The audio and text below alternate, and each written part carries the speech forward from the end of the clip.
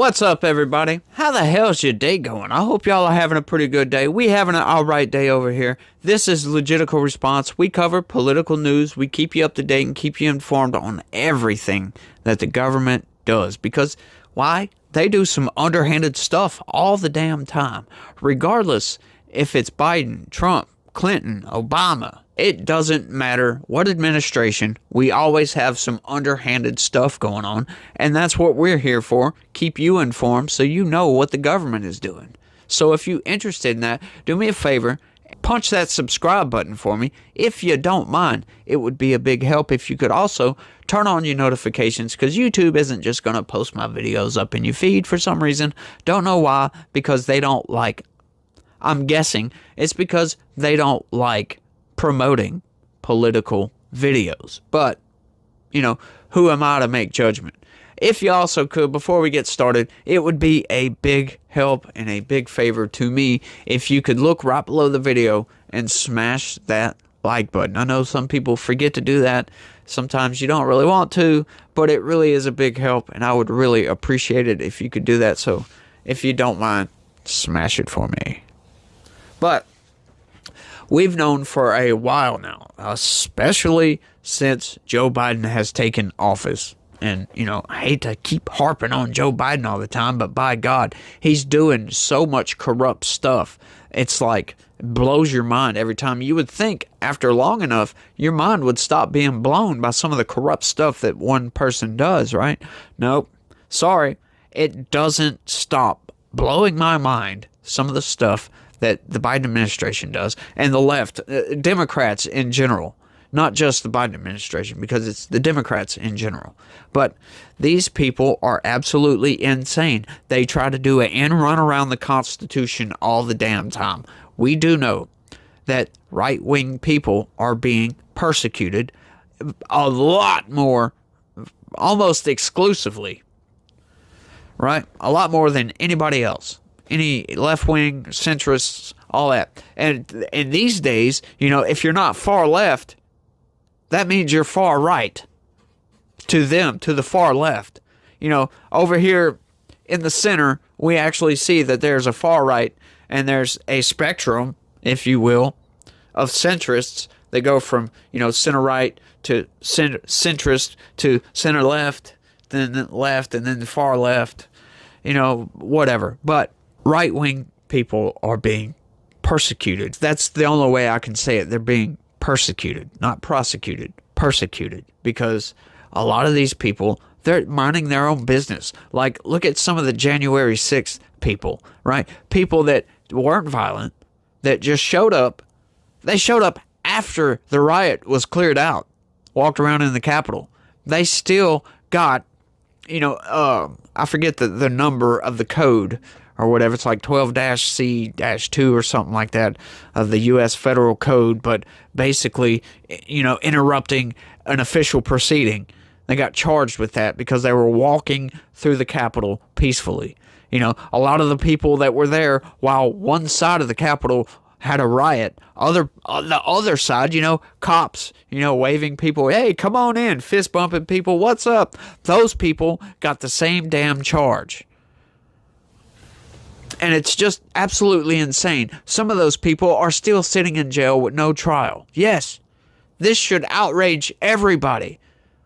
But, you know, the mainstream narrative machine, they're like, no, these people deserve this.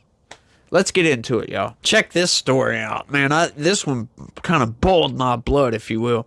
Feds selectively prosecuted far-right agitators while letting Antifa walk. California judge. A California judge made this decision. This blew my mind because you would think California, yeah, they're way left. You know, they used to not be left. The reason they are Democrat ran and probably will be for a very, very long time is all the illegal immigrants that came in the 80s and the 90s. They had a referendum on that.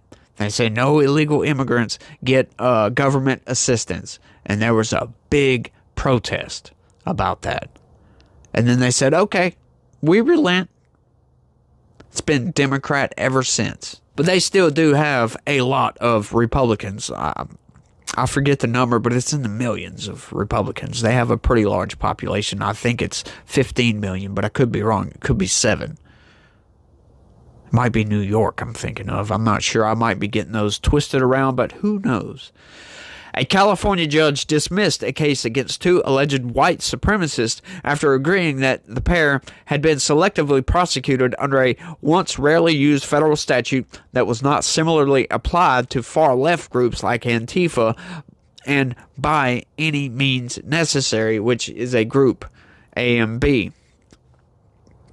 The statute at the center of the case is the Anti-Riot Act of 1968. According to federal prosecutors, 2 members of the far-right group Rise Above movement, Robert Bowman and Robert Rundo, violated the act in 2017 by coordinating to bring like-minded agitators from across the country to engage in violence during right-wing and/or MAGA rallies in Huntington Beach, Berkeley, and San Bernardino, California. In 2019, Judge Cormac J. Carney of the U.S. District Court of the Central District of California dismissed the case against the 2 RAM members, concluding that the Anti-Riot Act violated the First Amendment. But an appeals court overruled his decision, allowing prosecutors to recharge Bowman and Rundo. As in the 2019 case, the defendants motioned to dismiss the charge, this time on the grounds that they had been selectively prosecuted, and once again, Judge Carney agreed.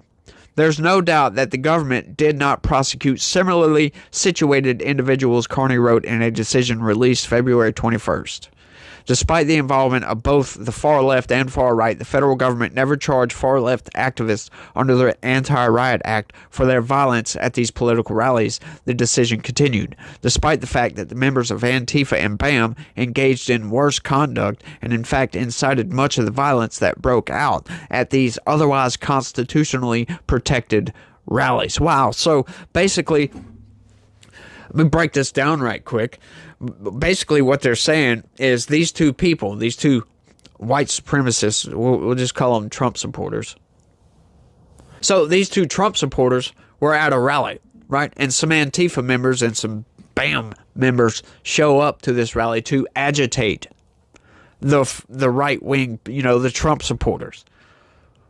And I'm guessing local police, right? So the left wing, the Antifa, shows up to Trump supporters, starts a fight with Trump supporters, and local police arrest the Trump supporters. Now, if this isn't biased as hell, this isn't the only story like this either. There is hundreds of stories out there, especially during the Summer of Love, when Antifa was running riots all over the damn place, talking about billions of dollars in damage, burning buildings down. God, Trump had to be put into his bunker under the White House because they were firebombing St. John's Church right across the street. They were trying to jump the fence and get into the White House grounds. But there was no insurrection for that, right? Nobody was prosecuted for that because, they were just mad, and because it was the far left. But there's story after story after story, especially, like I said, during those Summer of Love riots, when people would be just minding their own business, and some of these people that are rioting happen to come by and start a fight with that person, and then that person goes to jail because somebody else started a fight with them. It's absolutely insane, and that sounds like that's exactly what was going on here. This judge was like, this is absolute BS. These people were at a rally, the far left came over, started a fight with them, and they got arrested.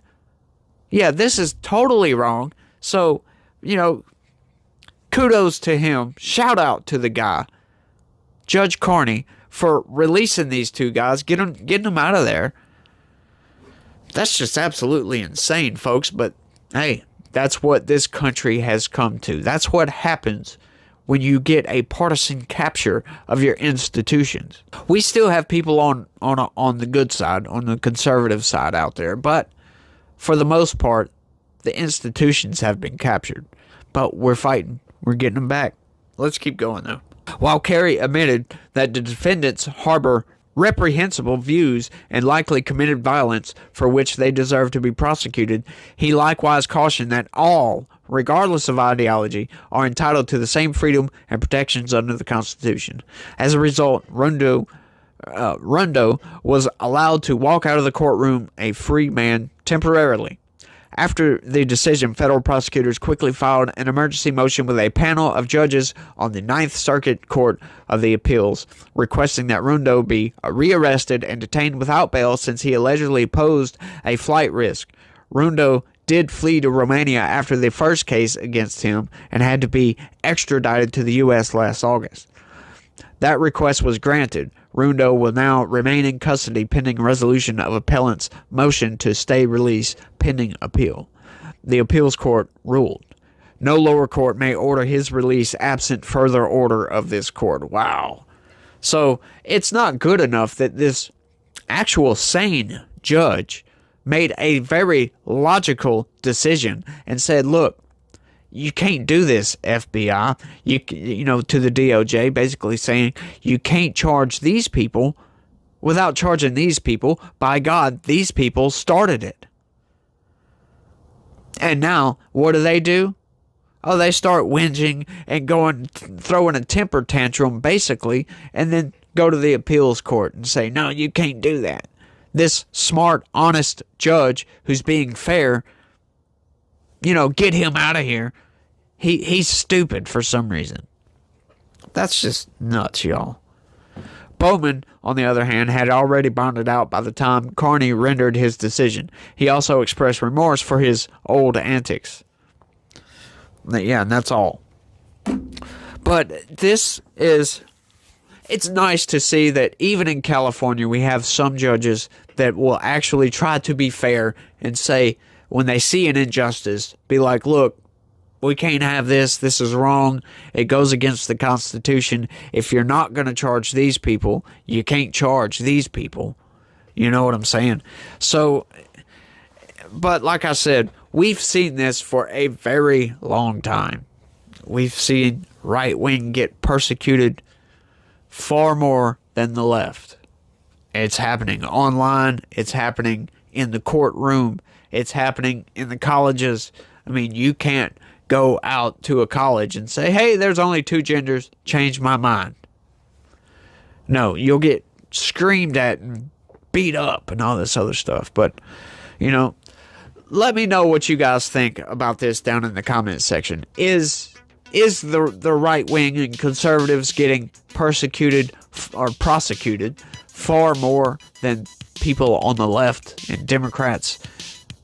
Let me know what you think down in the comment section. I personally think, yeah, of course, it's clear to see there's case after case after case of right-wing people getting prosecuted a lot more than left-wing people. Like I said, all you got to do is look at the Summer of Love and Antifa and BLM. By God, we had federal lawmakers calling for BLM to be named a terrorist organization after that because they caused a lot of terror all around the country. There was almost no larger city that went undamaged from 2020. Of course, a lot of that had to do with COVID, people being locked up in their houses. Fortunately for us, if you live down here in Louisiana, kind of out in the sticks, not a very big town, we were never on lockdown, ever, at all. As a matter of fact, I rarely wore a mask. Yell at me in the comments if you want to. Didn't have to. But, like I said, let me know what you think about all this down in the comments section. That's all I got for this one. I want to thank everybody for watching. I sure do appreciate it, y'all. And y'all try to have a good day and be positive. Peace.